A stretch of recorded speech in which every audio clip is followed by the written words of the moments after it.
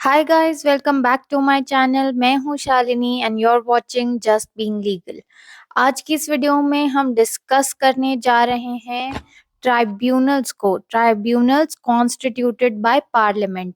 हमें हमारे judicial system में कौन से कोर्ट्स हैं उनके बारे में तो ऑलरेडी पता है, लेकिन हमें कितने ट्राइब्यूनल्स हैं हमारे कंट्री में उनके बारे में भी क्लैरिटी ले लेनी चाहिए। आज हम डिस्कस करने जा रहे हैं कि हमारे कंट्री में कौन से ट्राइब्यूनल्स हैं और कौन से लॉज जो हैं वो उन ट्राइब्यूनल्स पर लागू होते हैं। Without wasting any time further, let's start with the video. तो दोस्तों, the constitution of India parliament को ये पावर देता है कि वो ट्राइब्यूनल्स सेटअप कर सकें। अब 42nd अमेंडमेंट एक्ट 1976 के द्वारा ट्राइब्यूनल्स को इंट्रोड्यूस करने का प्रस्ताव रखा गया था।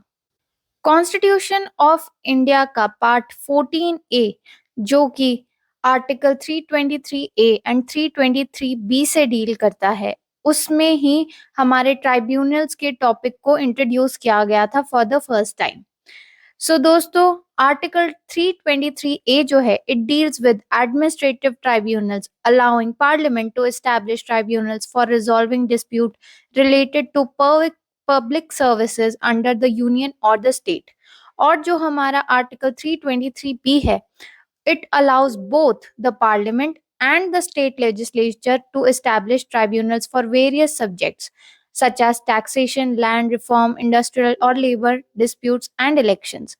तो दोस्तों, यहाँ पर जो बात ये कहना चाह रहे हैं वो ये है कि दो तरह के ट्राइब्यूनल्स जो हैं वो हमारे कॉन्स्टिट्यूशन में हमें दिया गया है कि हम इस्टेब्लिश कर सकते हैं। जो हमारा 323A है वो डील करता है सिर्फ एडमिनिस्ट्रेटिव ट्राइब्यूनल से, जिसे पार्लियामेंट एस्टैब्लिश करता है। और जो हमारा 323B है वहां पर पार्लियामेंट और स्टेट लेजिस्लेचर दोनों को ही ये पावर दी गई है कि वो ट्राइब्यूनल्स को एस्टैब्लिश कर सके फॉर वेरियस पर्पसेस।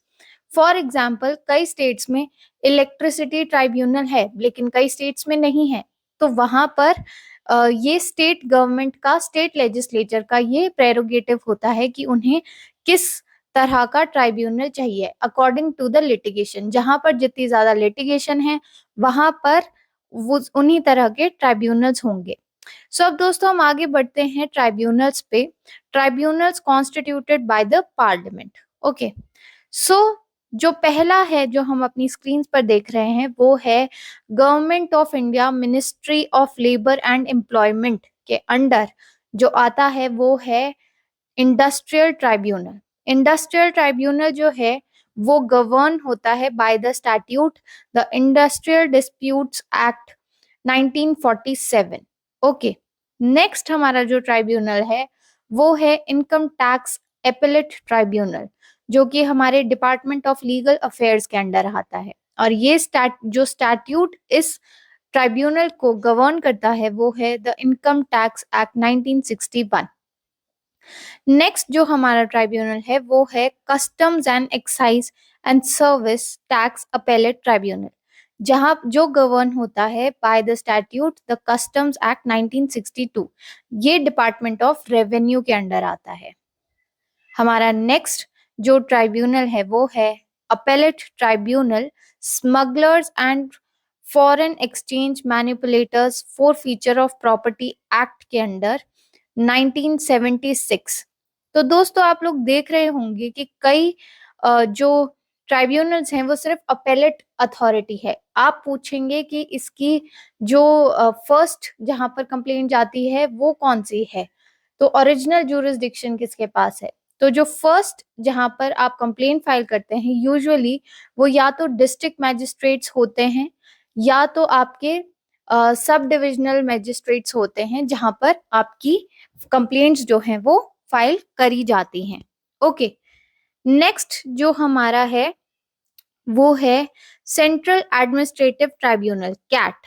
ठीक है, जहां पर यूजुअली सारे सर्विस मैटर्स को डील किया जाता है। तो ये आता है हमारे द एडमिनिस्ट्रेटिव ट्राइब्यूनल एक्ट 1985 के अंडर, जो कि department of personnel and training के अंडर आता है। ओके, नेक्स्ट है हमारा रेलवे क्लेम्स ट्राइब्यूनल, ये मिनिस्ट्री ऑफ रेलवे के अंडर आता है और the railway claims tribunal act के अंडर ये गवर्न होता है। ओके, हमारा नेक्स्ट ट्राइब्यूनल है द सिक्योरिटीज अपेलेट ट्राइब्यूनल, जो कि सेबी यानी कि the securities exchange board of India act 1992 के द्वारा गवर्न किया जाता है और ये मिनिस्ट्री ऑफ फाइनेंस के अंडर आता है। ओके, नेक्स्ट हमारा ट्राइब्यूनल है debt recovery tribunal and debt recovery appellate tribunal, DRT, जिसे कॉमन पार्लेंस में हम बोलते हैं। ये the recovery of debts and bankruptcy act 1993 के द्वारा गवर्न किया जाता है और ये मिनिस्ट्री ऑफ फाइनेंस के अंडर आता है। हमारा नेक्स्ट ट्राइब्यूनल है telecom dispute settlement and appellate tribunal, the telecom regulatory authority of India act 1997 के द्वारा गवर्न होता है और मिनिस्ट्री ऑफ कम्युनिकेशन के अंडर ये आता है। ओके, हमारा नेक्स्ट जो ट्राइब्यूनल है वो है NCLT यानी कि नेशनल कंपनी लॉ ट्राइब्यूनल और national company law appellate tribunal. ठीक है, ये द कंपनीज एक्ट 2013 के अंडर गवर्न होता है और ये मिनिस्ट्री ऑफ कॉर्पोरेट अफेयर्स के अंडर आता है। हमारा नेक्स्ट जो ट्राइब्यूनल है वो है कंज्यूमर डिस्प्यूट रिड्रेसल कमीशन, जो कि द कंज्यूमर प्रोटेक्शन एक्ट 2019 के अंडर आता है और ये डिपार्टमेंट ऑफ कंज्यूमर अफेयर्स के अंडर आता है। ओके, नेक्स्ट हमारा ट्राइब्यूनल है appellate tribunal for electricity, the electricity act 2003 के द्वारा गवर्न होता है और मिनिस्ट्री ऑफ पावर के अंडर आता है। नेक्स्ट जो ट्राइब्यूनल है वो है armed forces tribunal, the armed forces tribunal act 2007 के द्वारा गवर्न होता है और मिनिस्ट्री ऑफ डिफेंस के अंडर ये आता है। नेक्स्ट हमारा ट्राइब्यूनल है national green tribunal, the national green tribunal act 2010 के द्वारा गवर्न होता है और ministry of environment and forest and climate change के अंडर ये आता है। So guys that's all for today. आज हम अपने जितने भी मेजर ट्राइब्यूनल्स हैं ऑल ओवर इंडिया उनके बारे में हम डिस्कस कर चुके हैं। कुछ थोड़े बहुत ट्राइब्यूनल्स होंगे जो स्टेट वाइज होंगे, उनको हमने इसमें कंसिडर नहीं किया है। आपकी स्टेट में आपको क्या लगता है और कौन से ट्राइब्यूनल्स हैं, काइंडली कमेंट सेक्शन में जरूर बताएं ताकि हम लोगों को भी पता चल पाए कि कौन सी स्टेट में कौन से different different kind of tribunals हैं। So I hope you like this video and I hope इस वीडियो ने आपको कहीं ना कहीं इंफॉर्मेशन प्रोवाइड करी होगी और ये नॉलेजेबल सेशन रहा होगा आपके लिए। So guys, that's all for today. Thank you so much. Thank you for watching my video. Kindly like, share and subscribe to my channel and all the best.